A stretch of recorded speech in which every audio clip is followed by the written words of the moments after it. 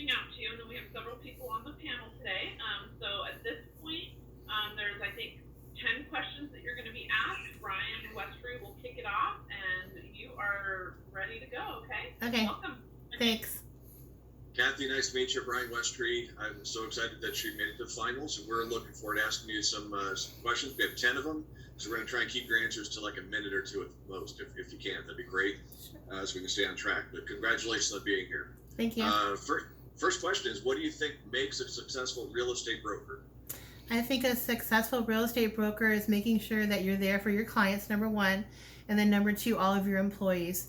Making sure you coordinate with escrow well. If you're working with a lender, different agents, just making sure you coordinate all together. Awesome. Perfect answer. Thanks. Thank you. Hi, Kathy. I'm Hi. Lindsay Dunlap. I'm with Compass. Nice to meet you. Nice to meet you. My question for you is, what do you feel is your most important role as broker? Most important role as broker is really working with the clients, making sure that their loan is moving swiftly, and so is their real estate transaction. And I think one of the most important things I do with people is if they're having a problem getting approved, sitting with them, making sure what they can do to be approved in the future. You know, making some goals. Is it credit? You have to get your credit score up. Are we looking at getting more of a down payment? More time at your employment, that kind of a thing, because telling somebody no, they can't buy a house is hard. You want to at least give them some hope for the future and what to do to make that possible. Thank you. Thanks. Hi, Kathy. I'm Amy Spear with Pacific Sotheby's.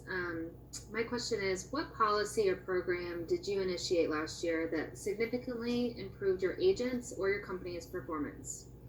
Well, the PED form is one of the things that we make sure we do. We make sure with COVID being around that we take all the precautions necessary. I want to make sure people are pre-approved before they run through people's houses, of course. We want to make sure that everyone's ready to go and they're being safe. You know, if I have to have extra lotions there, you know, things, you know, anything for their feet so they're not tracking through the houses, anything to keep safe, social distancing.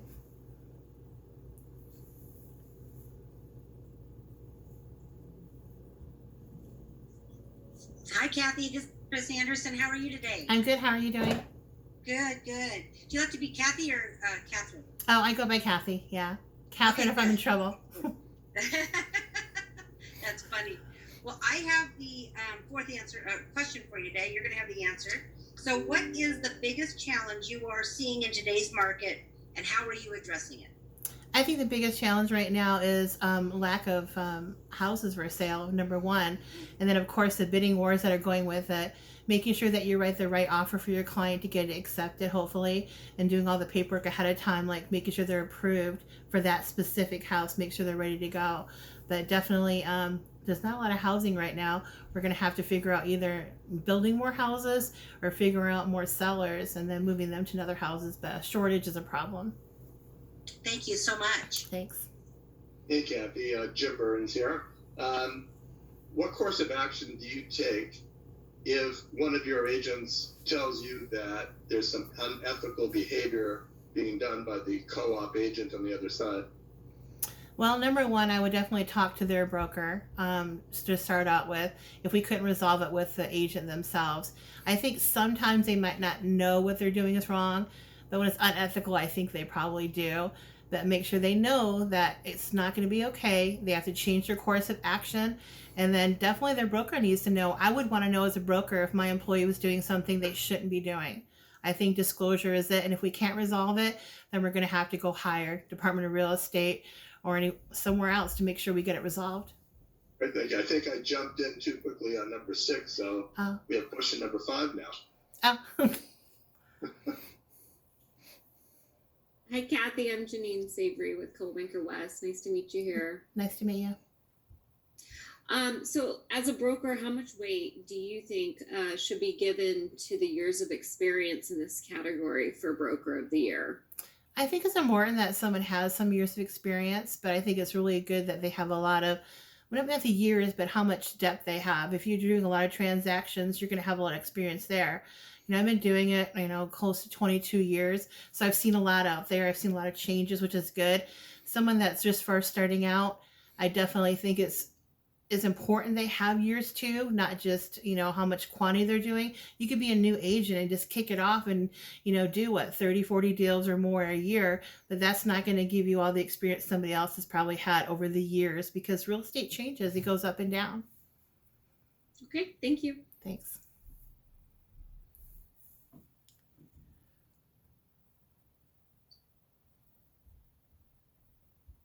I'm not sure who's on 6. I can skip to 7. Okay, I'll do 7. Hi, Kathy. Kimberly Cole here with Pacific Sotheby's. What is your file review protocol? To make sure the file's in order, make sure we've hit all of the requirements, like such as make sure the purchase agreement is signed all the way.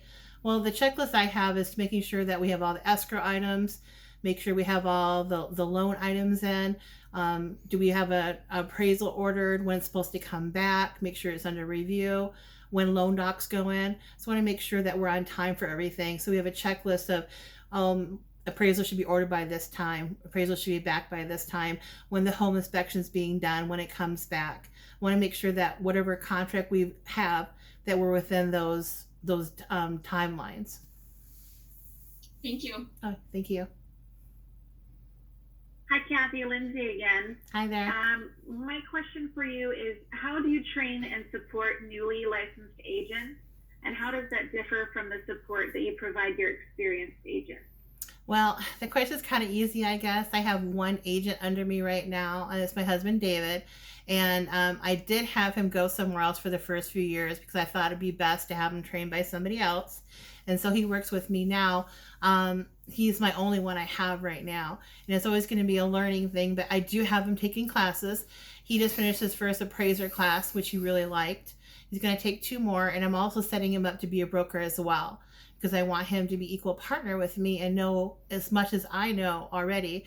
He started now, I think 6 years ago, so he's a little bit behind me, but he loves real estate as much as I do, and it's nice to be able to work with him, so I have someone to back me up. If I am working on something, he can work with my client, do quick phone calls, just take up any kind of, anything I need, basically.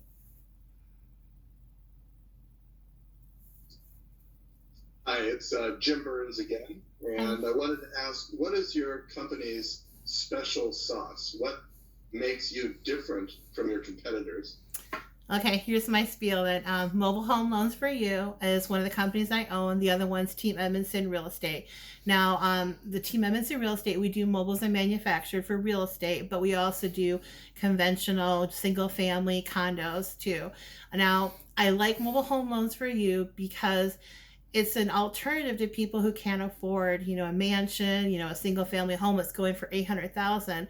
It's for people that are first starting out. It could be somebody that doesn't have a big income that can afford it. It's affordable housing where you can get in. It's the senior person who started out with a big house, all the kids are gone, and now they have a big house that they don't need. They don't want to worry about the yard. They want something small but not attached to anybody else.